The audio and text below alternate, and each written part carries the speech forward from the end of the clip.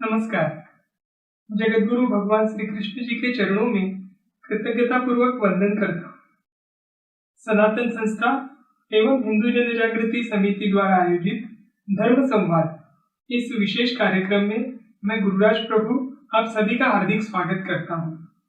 इस धर्म संवाद कार्यक्रम के माध्यम से गत अनेक दिनों से हम अध्यात्म के विषय में निरंतर चर्चा करते आ रहे हैं और इस चर्चा के अंतर्गत हमने अध्यात्म से संबंधित अलग अलग विषयों के ऊपर यहाँ पर संवाद किया और अनेक प्रश्नों से संबंधित अपनी शंकाओं का समाधान करवा के लिया।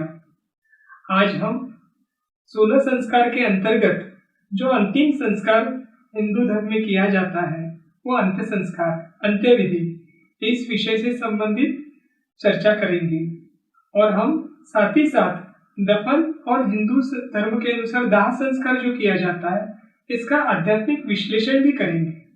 यह कार्यक्रम देखते समय आपके मन में यदि कोई भी प्रश्न निर्माण होता है तो कमेंट बॉक्स में लिखकर वह हम तक अवश्य पहुंचाएं। हम आपकी शंकाओं का समाधान करने का यथासंभव प्रयास करेंगे। आज के इस धर्म संवाद में हमें मार्गदर्शन करने के लिए पूजनीय नीलेश सिंहबाल जी उपस्थित हैं। हम आपका स्वागत करते हैं। पूजनीय नीलेश सिंहबाल जी, आप समुद्री जहाज निर्मिती क्षेत्र के अभियंता हैं। आपने सनातन संस्था के मार्गदर्शन में साधना कर संत पद प्राप्त किया है, अर्थात आप आध्यात्मिक क्षेत्र के अधिकारी संत हैं। विगत 21 वर्षों से आप पूर्णकालीन रूप से हिंदू धर्म के प्रचार प्रसार का कार्य कर रहे हैं और इस कार्य हेतु निरंतर प्रवास करते हैं। आपके पास आध्यात्मिक और सामाजिक इन दोनों क्षेत्रों का अनुभव है। हमारा सौभाग्य है आपका मार्गदर्शन हम सभी को मिलने वाला है। आइए आज के धर्म संवाद की ओर हम बढ़ेंगे। पिछले कुछ धर्म संवाद में हमने 16 संस्कार से संबंधित अलग अलग प्रश्नों पर चर्चा की, उसका शास्त्र समझ कर लिया और उसके बाद गत 2-3 दिनों में हम जो 16वां संस्कार है वो है अंत्य विधि का संस्कार। इस विषय में हम जानकारी ले रहे हैं। मृत्यु के उपरांत क्रियाकर्म के प्रति शुष्क भाव समाप्त हो और वह श्रद्धा पूर्वक हो, इस दृष्टि से ही हम यह धर्म संवाद कर रहे हैं। आज के इस धर्म संवाद के अंतर्गत हम विविध प्रश्नों के माध्यम से अपनी विविध शंकाओं का समाधान करके लेंगे। सर्वप्रथम आध्यात्मिक परिप्रेक्ष्य से अंतिम संस्कार के समय हमें कौन से रंग के वस्त्र पहनने चाहिए, इस विषय में हम आपसे सर्वप्रथम मार्गदर्शन लेना चाहेंगे। आध्यात्मिक परिप्रेक्ष्य से किसी भी व्यक्ति की मृत्यु होने पर उसके संबंधी एवं शुभ चिंतक कोई भी सौम्य रंग के वस्त्र पहन सकते हैं, किंतु काले रंग के वस्त्र पूर्णतः वर्जित है। हल्के रंगों के वस्त्र यानी श्वेत रंग यानी सफेद तथा हल्का नीला रंग, ये अधिक सात्विक रंग होते हैं। अब अनेक समुदायों में तथा सभ्यताओं में काले वस्त्र पहनने की एक प्रथा है, चलन है, परंतु आध्यात्मिक परिप्रेक्ष्य से ये स्वर्गवासी एवं शोकाकुल परिवार दोनों के लिए घातक है। इसका क्या कारण है, ये भी हम समझ कर लेने का प्रयास करेंगे। सबसे पहले काला जो रंग होता है वो मूलतः तामसिक होता है, इसलिए इसमें वातावरण से नकारात्मक एवं कष्टदायक स्पंदनों को आकर्षित करना एवं प्रक्षेपित करने की क्षमता होती है। साथ ही दिवंगत व्यक्ति के सगे संबंधी जो शोक से ग्रस्त है, निराश है, उनके कारण भी वातावरण में रजतम के स्पंदनों में और भी वृद्धि हो जाती है। इन दोनों बातों के सम्मिलित प्रभाव से शोकग्रस्त व्यक्तियों को उनके काले वस्त्रों तथा भावनात्मक दृष्टि से दुर्बल हो जाने के कारण अनिष्ट शक्तियों के लिए उन्हें अपने प्रभाव में लेना आसान हो जाता है। इस कारण रजतम बढ़ने के कारण मृत व्यक्ति के सूक्ष्म देह को भी कष्ट होता है और मृत्यु के उपरांत उसकी आगे की यात्रा बाधित हो जाती है। और एक कारण है कि अंतिम संस्कार में श्वेत वस्त्र जो होता है वो रजतम स्पंदनों का प्रतिरोध करते हैं।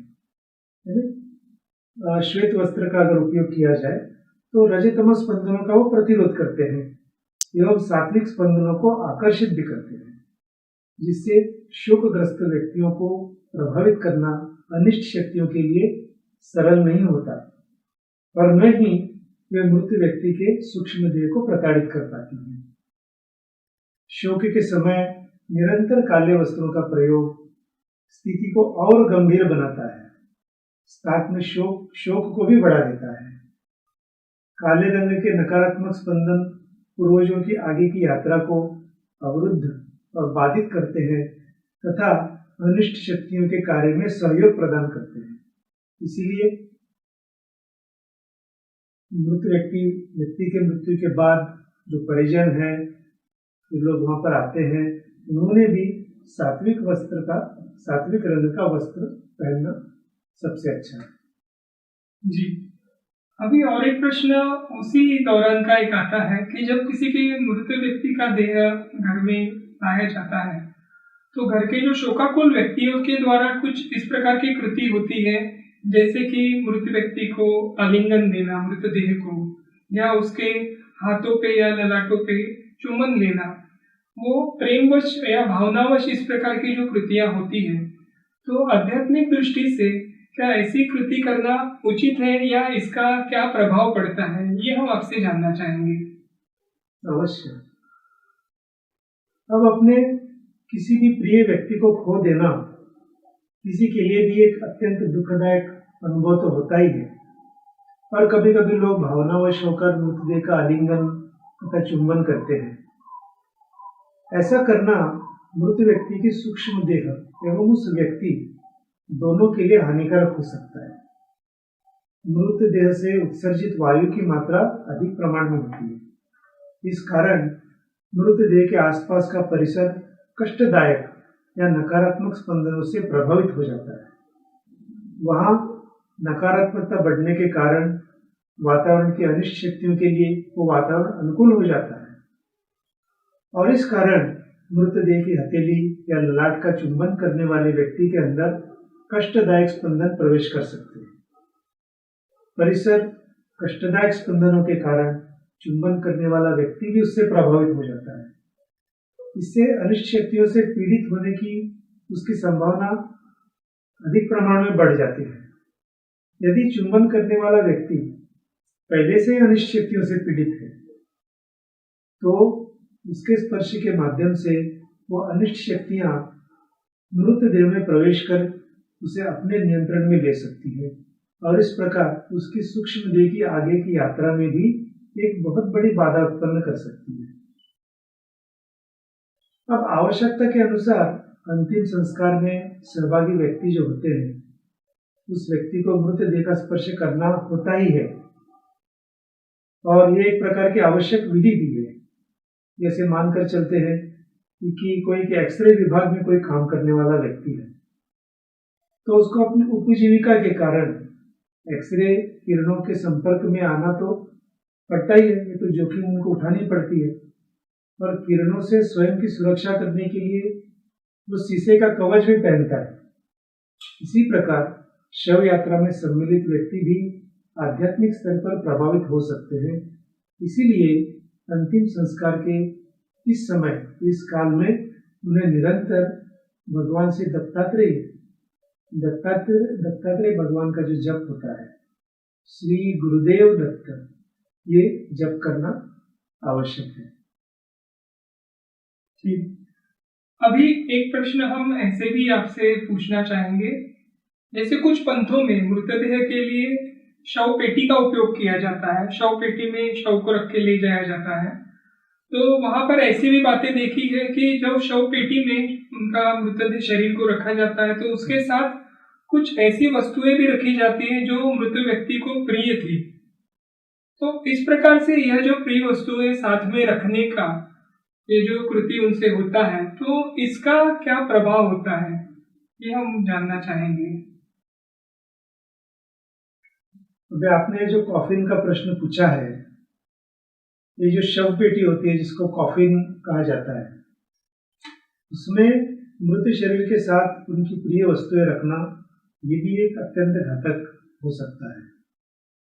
जिस प्रकार अनिष्ट शक्तियां मृत शरीर पर आक्रमण करती हैं, उसी प्रकार वे शव पेटी में रखी मृत व्यक्ति की प्रिय वस्तुओं पर भी आक्रमण करती हैं। इसमें मृत शरीर को पहनाए गए उसके प्रिय वस्त्र भी सम्मिलित हैं, वस्त्र भी होते हैं उसमें।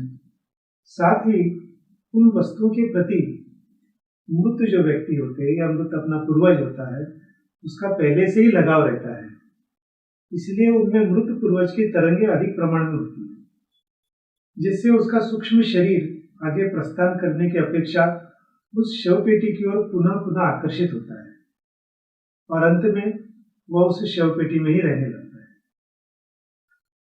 पृथ्वी तत्व से जुड़े होने के कारण मृत व्यक्ति का सूक्ष्म शरीर कब्रिस्तान में विद्यमान अन्य तामसिक सूक्ष्म शरीरों और अन्य शक्तियों जैसे भूत, प्रेत, पिशाच इत्यादि इनका शिकार बन जाता है। मृत पूर्वज का सूक्ष्म शरीर भूलोक से आगे जाने के स्थान पर उन प्रिय वस्तुओं में ही फंसकर रह जाता है। यह सूक्ष्म शरीर जितना अधिक पृथ्वी से जुड़ा रहेगा, उतनी ही सरलता से अनिष्ट शक्ति उसे अपने नियंत्रण में ले सकती है और सूक्ष्म शरीर को अत्यधिक कष्ट भोगने पड़ सकते हैं। अनिष्ट शक्तियों के द्वारा फंसाए जाने के कारण वो जन्म और मृत्यु के चक्र में भी फंस जाता है। इस कारण उचित यही होगा कि अन्य कोई भी वस्तु उस शव पेटी में न रखी जाए।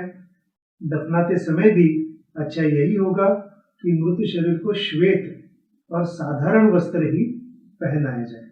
यही सबसे सरल मार्ग है। जी, अभी जैसे हमने एक अलग पंथ की दृष्टि से एक प्रश्न पूछा, वैसे ही और एक प्रश्न हम आपसे पूछना चाहेंगे। सनातन धर्म की दृष्टि से अन्य पंथों में अगर हम देखें तो उनकी जो अंतिम समय पे या मृतदेह के साथ जो अंतिम क्रिया की जाती है वह भिन्न है।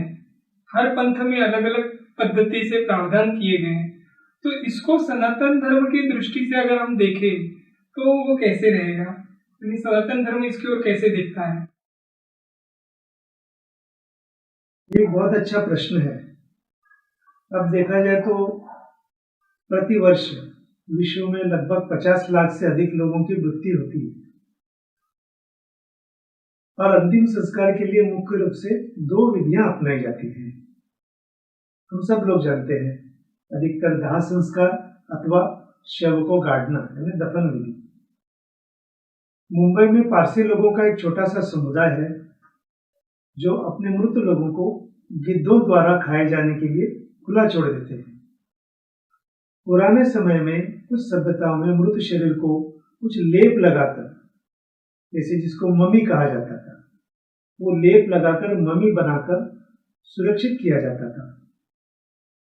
मृत्यु के बाद हमारे पूर्वजों को सहायता करने के दृष्टिकोण से आधुनिक समय के अंतिम संस्कार में इसमें से क्या करना लाभदायक है, ये समझ कर लेना हमारे लिए बहुत आवश्यक है। एक धारणा अनेकों के मन में होती है और वो ये है कि हमारे दुखों में पूर्वज हमारी सहायता कर सकते हैं, पर यह सत्य नहीं है। सत्य बात तो यह है कि हमारे अधिकतर पूर्वजों को स्वयं ही सहायता की अत्यधिक आवश्यकता होती है। इनकी सहायता यदि कोई कर सकता है तो वे हैं पृथ्वी पर उनके जो रहने वाले वंशज हैं, वही कर सकते हैं। और उनके पास अपने वंशजों का ध्यान आकर्षित करने का केवल एक ही मार्ग पूर्वजों के पास रहता है और वो है उन्हें कष्ट देना, यानी अपने वंशजों के जीवन में कुछ तो समस्याएं निर्माण करना। अनेक प्रकार के ये कष्ट तब तक होते हैं जब तक वंशज ऐसी स्थिति में नहीं पहुंच जाते हैं कि उनके पास साधना के अतिरिक्त कोई विकल्प न बचे जिसका उपयोग आगे पूर्वजों के कष्ट घटाने में हो। अब मृतक का अंतिम संस्कार की विधि उनके सूक्ष्म जगत में आने वाले कष्टों को घटाने में सहायक होती है। कभी कभी लोग अंतिम संस्कार की विभिन्न विधियों के लाभ एवं हानि का मूल्यांकन पर्यावरण पर पड़ने वाले इस प्रभाव के आधार पर करते हैं। देखिए, पर्यावरण के दृष्टिकोण से उसका एक विचार किया जाता है, एक मापदंड के जैसे इसको देखा जाता है, पर इसका मूल्यांकन आध्यात्मिक दृष्टिकोण से भी होना आवश्यक है। जब किसी व्यक्ति की मृत्यु होती है तब केवल स्थूल शरीर का त्याग होता है, परंतु मन, बुद्धि एवं अहंकार से मिलकर जो सूक्ष्म देह बना रहता है, जिसमें सभी इच्छाएं होती है, वासनाएं होती है, संस्कार होता है, उनका अस्तित्व तो बना ही रहता है। मन, बुद्धि एवं अहंकार व्यक्ति का व्यक्तित्व ये निर्धारित करते हैं। स्वभाव के ये गुण वैसे ही बने रहते हैं और भौतिक शरीर की मृत्यु से व्यक्ति में किसी प्रकार का कोई परिवर्तन नहीं आता। अब मृत्यु के पश्चात या मृत्यु के बाद के आगे आने वाले सभी अनुभवों से लिंग देह अपरिचित होता है। वो अपने मृत शरीर को पकड़कर रखता है। जब शरीर को मम्मी बनाकर या मम्मी बनाने से उसको लेप लगाकर या अंतिम संस्कारों में विलंब होने के कारण या कभी कभी शीत ग्रह में जैसे मॉर्ग में रखा जाता है, सुरक्षित रखा जाता है, तब उसकी ये आसक्ति और भी अधिक प्रमाण में बढ़ जाती है। अपने देह की और आसक्ति और प्रमाण में बढ़ जाती है। सूक्ष्म देह अपने स्थूल शरीर के साथ संबंध बनाकर रखता है और इसे छोड़ने में और आगे की यात्रा की ओर मार्गक्रमण करने में उसे बहुत संघर्ष करना पड़ता है, क्योंकि वो अपना पिछला घर अर्थात अपना स्थूल शरीर नहीं छोड़ पाता। मृत्यु के समय मृत शरीर से त्याज्य वायु बाहर फेंकी जाती है। यह त्याज्य वायु शरीर द्वारा उत्सर्जित की जाने वाली सड़ने की प्रक्रिया से निर्मित जो नियमित वायु होती है, इस प्रकार की वायु है। अब सड़े हुए शरीर से निकलने वाली ये जो वायु है, इससे भी स्पंदन नकारात्मक होते हैं। इसलिए इससे निकटवर्ती वातावरण में तमोगुण बढ़ जाता है। अनिष्ट शक्तियां इन नकारात्मक स्पंदनों की ओर आकर्षित होकर मृत शरीर के आसपास के वातावरण में प्रवेश कर जाती है। साथ ही में वे मृत व्यक्ति के सूक्ष्म देह पर भी नियंत्रण प्राप्त कर सकती है। दाह संस्कार जो है, मृत शरीर को जलाकर नष्ट करने की एक पद्धति है।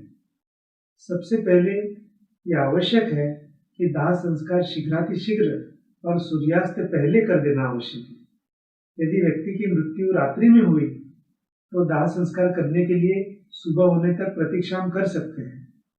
दाह संस्कार की प्रक्रिया में गति लाकर हम मृत शरीर पर अनिष्ट शक्तियों के होने वाले प्रभाव को न्यून कर सकते हैं। तो ये सभी बातें व्यक्ति की मृत्यु के बाद उसके जो अंतिम संस्कार होते हैं, इसमें ध्यान में रखने लायक और अत्यावश्यक बातें हैं। आपकी बातों से हमें मृतदेह को शीघ्रता से नष्ट करने का महत्व भी समझ में आया, और यदि नष्ट नहीं करते तो उससे होने वाले गंभीर परिणामों के बारे में भी आपने जो अवगत किया, तो बहुत ही महत्वपूर्ण लगा। अब जो एक आपने दाह संस्कार जो सनातन हिंदू धर्म में किया जाता है, तो दाह संस्कार की ये जो विधि है उसका आध्यात्मिक प्रक्रिया क्या होती है, ये भी आप हमारे दर्शकों को बताएंगे। अवश्य। अब दाह संस्कार की आध्यात्मिक जो प्रक्रिया होती है, वो समझने के लिए कुछ बातों को हमें समझना आवश्यक है। सबसे पहले तो दाह संस्कार के अंतर्गत मूल अग्नि तत्व के साथ विशेष मंत्रों के उच्चारण से मृत देह से दूषित वायु जो होती है, वो उत्सर्जित होकर वातावरण में विघटित हो जाती है। शरीर के जलने के कारण अग्नि तत्व और मंत्रों द्वारा निर्मित जो सुरक्षा कवच होता है, तो वो सुरक्षा कवच मृत शरीर को अनिष्ट शक्तियों द्वारा होने वाले किसी भी प्रकार के आक्रमण से बचाता है। ये जो पंच प्राण होते हैं और पंच उप प्राणों के संपूर्ण जो विघटन हो जाता है, तो इस विघटन के कारण सूक्ष्म देह का स्थूल शरीर, इसके साथ शेष सूक्ष्म बंधन टूट जाता है। अग्नि तत्व और मंत्र सूक्ष्म देह की रजतमस स्पंदनों से शुद्धि करते हैं और इसके सर्व ओर एक सुरक्षा कवच प्रदान करते हैं। परिणाम स्वरूप रजतमस स्पंदनों से शुद्ध हुआ सूक्ष्म देह हल्का और अधिक सात्विक बन जाता है। इससे पृथ्वी लोक से आगे की यात्रा करने के लिए उसे गति मिल जाती है। इसके विपरीत कुछ पंथ में शवों को दफनाया जाता है या कभी कभी शव पेटी को वेल्डिंग करके और रबड़ गास्केट की सहायता से बनाया जाता है, यानी इन्हें सील्ड पेटी भी कहते हैं। इस पेटी में हवा, पानी अथवा मिट्टी प्रवेश न कर सके ऐसा प्रबंध किया जाता है। इससे त्याज्य वायु जो होती है वो पेटी में बंद हो जाते हैं। मृत देह से प्रक्षेपित होने वाली कष्टदायक तरंगों से पेटी में एक प्रकार का दबाव बढ़ जाता है और मृतदेह के सर्वों ओर यानी मृतदेह के सभी ओर नकारात्मक ऊर्जा निर्माण हो जाती है और स्वाभाविक है कि अनिष्ट शक्तियां या कष्टदायी स्पंदन बढ़कर उसका मृतक के लिंग देह पर एवं वातावरण पर भी अनिष्ट परिणाम हो सकता है। अभी जैसे ये आपने प्रक्रिया बताई, वैसे ही हम और एक प्रक्रिया आपसे जानना चाहेंगे। वो है पारसी समुदाय के विषय में आपने अभी उल्लेख किया था, जिसमें आपने बताया कि पारसी समुदाय मृत शरीर को गिद्धों को खाने के लिए रख देते हैं, छोड़ देते हैं। तो इसका सूक्ष्म स्तर पर क्या परिणाम होता है, ये हम आपसे जानना चाहेंगे। पारसी समुदाय जो है वो अपने मृतकों के शरीर नष्ट होने के लिए टॉवर ऑफ साइलेंस नामक स्थान में रख देते हैं। छत न होने से यह आकाश के नीचे खुला ही होता है।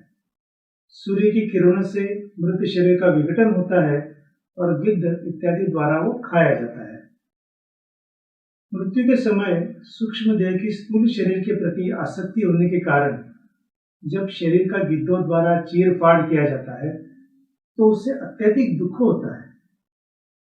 स्थूल शरीर का उपयोग सूक्ष्म देह पर आक्रमण के लिए न हो, इसलिए इसका शीघ्रातिशीघ्र पूर्णतः नष्ट होना बहुत आवश्यक रहता है और केवल अग्नि तत्व ऐसा शीघ्रता से कार्य कर सकता है।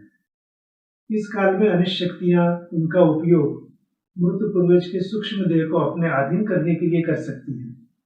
मृत शरीर को कुछ ही दिनों में नष्ट करने की शक्ति ना तो सूर्य की किरणों में होती है और ना ही गिद्धों में होती है। आध्यात्मिक स्तर पर इससे भी अधिक कुछ हानिप्रद घटता है। संपूर्ण शरीर गिद्धों को दिए जाने से अनिष्ट शक्तियां अत्यल्प समय में उस पर पूर्ण नियंत्रण प्राप्त कर सकते हैं। अब थोड़ा हम आपसे पर्यावरण की दृष्टि से भी विचार करना चाहेंगे, पूछना चाहेंगे कि अगर हम पर्यावरण की दृष्टि से विचार करते हैं तो अन्य पंथियों में जो दफन करने की विधि है और सनातन हिंदू धर्म में ये जो दाह संस्कार की विधि है, तो इसका दोनों में अंतर क्या होता है पर्यावरण की दृष्टि से? तो पर्यावरण के दृष्टिकोण से अगर देखा जाए तो कफन में लिपटे व्यक्ति का दफन संस्कार अथवा मृत शरीर गिद्धों के खाने के लिए छोड़ देना, शव पेटी में दफन करने अथवा विद्युत शवदाह गृह में अंतिम संस्कार, ये सब विधियां चिता पर रखकर अंतिम संस्कार करने की तुलना में, जैसे आपने कहा, पर्यावरण के लिए ऊपरी तौर पर अधिक अनुकूल लग सकते हैं या लगते हैं, परंतु अंतिम संस्कार की विधि का चुनाव करते समय केवल पर्यावरण के परिप्रेक्ष्य से देखना उचित नहीं होगा। अंतिम संस्कार की विधि का चुनाव करते समय यदि आध्यात्मिक आयाम की ओर ध्यान नहीं दिया जाए, जैसे अनिष्ट शक्तियों द्वारा होने वाले आक्रमण होने की संभावना, और शरीर को वैसा ही रखा जाए, तो इससे हमारे मृत प्रियजनों पर अनिष्ट शक्तियों के आक्रमण की संभावना अत्यधिक बढ़ जाती है। मृत शरीर नष्ट करने के अंतिम संस्कार की सभी विधियों में दाह संस्कार सबसे अधिक लाभदायक है। भले ही हम हमारी संस्कृति के अनुसार की जाने वाली अंतिम संस्कार विधि के प्रति भावनाशील होते हैं, सभी को ये भावना रहती है कि अपने परंपरा के अनुसार होना चाहिए। परंतु अब वर्तमान में अगर आपने देखा होगा कि कोरोना महामारी जब से आरंभ हुई है और उस महामारी के कारण विदेश में भी दफन के स्थान पर दहन करने को भी पर्यावरण के लिए अनुकूल माना गया है। तो ये जो संस्कृति है अध्यात्म शास्त्र के अनुसार मृत शरीर को हमेशा जो अग्नि जो दी जाती है, दहन संस्कार जो है, दहन करने को ही सबसे अच्छा माना गया है। एक अभी हम दहन संस्कार या दफन विधि से थोड़ा हटके प्रश्न पूछेंगे, वो है प्लेंचेट या ऑटो राइटिंग से संबंधित। एक ये सामान्य सी प्रथा बहुत लोगों में दिखाई दे जाती है, या कुछ लोग जिज्ञासावश या कुछ लोग इसको खेल खेल में भी इसका उपयोग करते हैं। तो ये जो प्लेंचेट है या तो ऑटो राइटिंग है, तो इसके माध्यम से मृतक के आत्मा से संपर्क किया जाता है और संपर्क करके उनसे संवाद स्थापित करते हैं। तो मृत व्यक्ति के इस प्रकार से संपर्क करना ये उचित है या अनुचित है, ये हम आपसे जानना चाहेंगे। एक अच्छा प्रश्न पूछा है और इसके बारे में कई लोग जानना भी चाहते होंगे। अधिकतर लोगों का जो छठी इंद्रिय होती है वो जागृत न होने के कारण हमारे बुलाने पर प्रत्यक्ष में कौन आया है, किसकी सूक्ष्म देह आया है, ये पहचानना ही कठिन हो जाता है। अधिकांश ही होता है कि हमारे पूर्वजों के स्थान पर कोई अन्य अनिष्ट शक्ति आकर वार्तालाप करती है और ये अनिष्ट शक्तियां हमारे दिवंगत परिजनों को अपने नियंत्रण में लेकर हमें धोखा दे सकती है, जिससे हमें लगे कि हमारा संपर्क हमारे अपने पूर्वजों से हो रहा है। हो सकता है जब हमारे पूर्वज उन्हें कुछ बताना न चाहे, फिर भी अनिष्ट शक्तियों में हमारे पूर्वजों के मानस को भेद कर उनसे इच्छित जानकारी प्राप्त करने की क्षमता भी होती है। अधिकतर ये अनिष्ट शक्तियां हमारे पूर्वजों को जानबूझकर आने देती हैं और भूलोक में रह रहे उनके वंशज को गलत जानकारी देकर भ्रमित करने के लिए बाध्य करती हैं, और ये बहुत बड़ा एक नुकसान इससे हो सकता है। अब ये भी होता है कि सभी इन प्रकार की घटनाओं में जो मध्यस्थ होते हैं, जिनको मीडिएटर भी कहा जाता है, कभी कभी ये हो सकता है कि वो अनिष्ट शक्तियों के कष्ट से प्रभावित है, स्वयं भी प्रभावित है। अधिकांश मध्यस्थ जो कार्य करते हैं या तो धन या अपनी प्रसिद्धि या ख्याति प्राप्त करने के लिए करते हैं। किसी को पूर्वजों द्वारा छुपा कर रखे धन की जानकारी चाहिए होती है, तो किसी को और कुछ प्रसिद्धि चाहिए होती है। अनिष्ट शक्तियां बड़ा और गहरा प्रभाव डालने के लिए यदा कदा मध्यस्थी की क्षमता का विस्तार करती है, और भ्रांति के कारण मध्यस्थ ये स्वयं की क्षमता है ऐसे समझने लगता है और स्वयं की उपलब्धि मानकर बैठता है, जो यथार्थ से अत्यंत दूर है, क्योंकि ऐसा होना संभव ही नहीं है।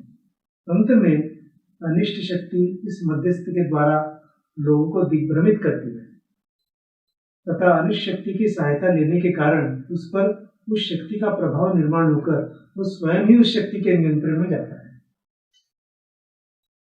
अब इसके विपरीत थोड़ी बहुत साधना करने के बाद आध्यात्मिक शक्ति या सिद्धि प्राप्त करने वाले मध्यस्थ कुछ अनिष्ट शक्तियों को अपने नियंत्रण में रखते हैं। वे इन अनिष्ट शक्तियों का उपयोग दिवंगत आत्माओं से संपर्क स्थापित करने वाले लोगों के विषय में सूचना प्राप्त करने के लिए करते हैं। यहाँ पर भी ध्यान में रखना चाहिए कि अनिष्ट शक्ति की सहायता लेने के कारण वो उस शक्ति के नियंत्रण में जा सकता है। इतरों से संपर्क करने का हमारा प्रयास केवल पूर्वज एवं भूलोक के संबंधियों के बीच मोह माया ही बढ़ा देता है। इन्होंने भूलोक में फंसाने का ही एक प्रकार से एक कार्य हो जाता है। दिवंगत पूर्वज अपने रिश्तेदारों की पीड़ा एवं कष्ट से और भी दुखी हो जाते हैं इस कारण वे वापस भूलोक में खींच के आते हैं, भूलोक की ओर आकर्षित होते हैं और उससे उनकी पारलौकिक यात्रा जो है उसमें बाधा निर्माण हो जाती है। अपने प्रियजन से बिछुड़ना एक दुखद अनुभव होता है और किसी में भी उनसे संपर्क कर उनका कुशल मंगल या कुशल क्षेम जानने की इच्छा तो हो सकती है। अपने पूर्वजों के प्रति हमारी सर्वोत्तम सेवा यही है कि हम उनकी मुक्ति के लिए हर संभव प्रयास करें, जिससे कि वो अपनी मृत्यु के उपरांत की आगे की यात्रा निर्विघ्नता से कर सके। दिवंगत लोगों से संपर्क साधने का कोई आध्यात्मिक महत्व भी नहीं है। ऐसा करना केवल पारस्परिक बाधाएं उत्पन्न करता है। महत्वपूर्ण तो यही है कि परिजन की मृत्यु के कारण उत्पन्न शोक को साधना की ओर उन्मुख करते हुए श्री गुरुदेव दत्तात्रेय भगवान की उपासना का आध्यात्मिक सुरक्षा करने वाला जो जप है वो किया जाए। इससे न केवल दुख और पीड़ा का शमन होता है, इससे मृतात्मा को उनकी जीवन की यानी मृत्यु के उपरांत जीवनोत्तर की जो यात्रा होती है वो करने में भी सहायता मिलेगी। जी दर्शकों, आज के इस धर्म संवाद के माध्यम से केवल दाह संस्कार ही कितना श्रेष्ठ है यही नहीं, अपितु अन्य महत्वपूर्ण जानकारी भी हमें मिली, जिसमें प्लेंचेट या ऑटो राइटिंग ये जो माध्यम उपयोग किया जाता है मृतात्माओं से संपर्क करने के लिए, वह कितना गलत माध्यम है ये भी हमें आज ध्यान में आया। और साथ ही साथ पुनः एक बार श्री गुरुदेव दत्त का जप जो है वो हमारे जीवन में हमने करने का महत्व पुनः एक बार आजंकित हुआ, क्योंकि इस जप से न केवल पूर्वजों को गति मिलने में सहायता होती है, बल्कि उससे पूर्वजों के कष्ट से हमारी मुक्ति भी होती है। यह आज पुनः एक बार भी हमारे सामने आया। तो हम सभी से आह्वान करेंगे कि आप सभी लोग श्री गुरुदेव दत्त का जप यह अवश्य करें और स्वयं को अपने पूर्वजों के कष्टों से मुक्ति पाने की दृष्टि से ये प्रयास के तौर पर इसकी अनुभूति भी अवश्य लें। आज पूजनीय नीलेश जी ने हमें जो मार्गदर्शन किया, तो उसके लिए हम पूजनीय नीलेश जी के आभारी हैं। दर्शकों, आज के इस धर्म संवाद में जो हमने संवाद किया, इस विषय में आपके मन में यदि कोई प्रश्न निर्माण हुए हो तो कमेंट बॉक्स में लिखकर वह आप हम तक अवश्य पहुंचाइए। हम आपके प्रश्नों का उत्तर आने वाले धर्म संवाद में देने का अवश्य प्रयास करेंगे।